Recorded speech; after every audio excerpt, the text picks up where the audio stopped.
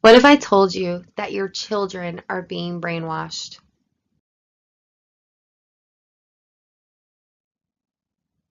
What I mean by that is, with greater access to technology, kids are exposed to an obscene amount of advertisements and struggle with distinguishing fact from fiction.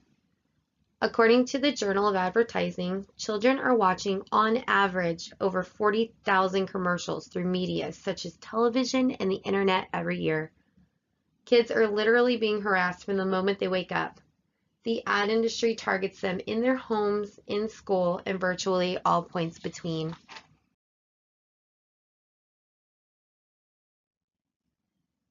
The Federal Trade Commission reported back in 1983 that companies spent only about $100 million marketing to children, which really just sounds like chump change in comparison to the $12 billion they are spending nowadays.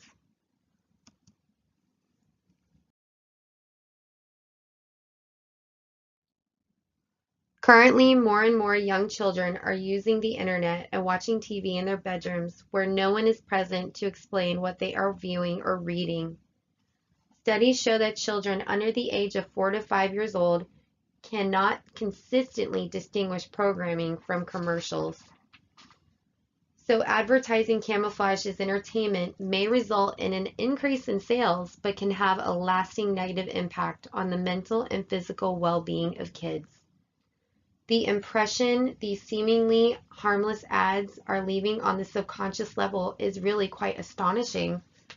Preschoolers can recognize brand logos and corporate symbols well before they are even able to read or spell. Corporations are dictating family buying behaviors and even taste and diet by encouraging children to choose junk food and fast food alternatives over fresh, nutritious meals, contributing to the rise in childhood obesity. In turn, advertising can greatly impact the developing self-esteem, attitudes towards food, and body image. How are these ads influencing consumeristic behavior in children? Well, in the immediate sense, advertisers want these kids to associate their product with the favorite cartoon characters, so they run their ads during the after-school specials. They know through their research that young children lack the ability to view marketing skeptically, and that next time they're out at the store with their parents, they will beg him or her to buy that cool toy they saw on whatever their favorite show is. But advertisers are in it for the long haul. They are planting jingles and catchy slogans deep in the pockets of these childhood memories in hopes of creating false nostalgia for their brands that will last through adulthood.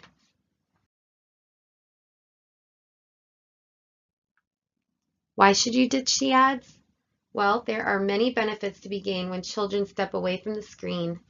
Most obviously would be that ideally they would be more active, since when you're watching TV, you're more likely to be sitting down sedentary. Studies show that children who spend more time outdoors or at least away from screens have a better mental and physical health. Children and parents have more opportunities to experience better, closer relationships instead of letting the devices that divide them entertain and babysit them.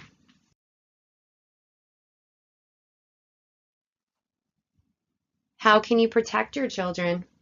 Well, on a large scale, voting and raising awareness to the issues of advertising to children can help get the attention of the FTC to impose legislation to restrict marketing to children. On a more realistic and smaller scale, there are numerous calls for action and resources for parents hoping to protect their children from the dangers of advertising. For example, you can limit screen time and download apps that use timers and parental controls. Also, with the help of online tools like Common Sense Media, PBS Kids, and other such sites, parents can more closely monitor the quality of the programming the child is exposed to. In closing, take a look around you. How many screens do you have in your home? Notice the background noise when the TV is on, even in the other room? When did we become so tolerant to the chatter of commercials? Consider how different your life would be if you hadn't been raised in a world full of advertising. You can break the chain. Be a source of calm for your child and protect them to the best of your ability by helping them recognize the manipulative intent of advertisements. It can possibly lessen the trance of the siren song that is advertising.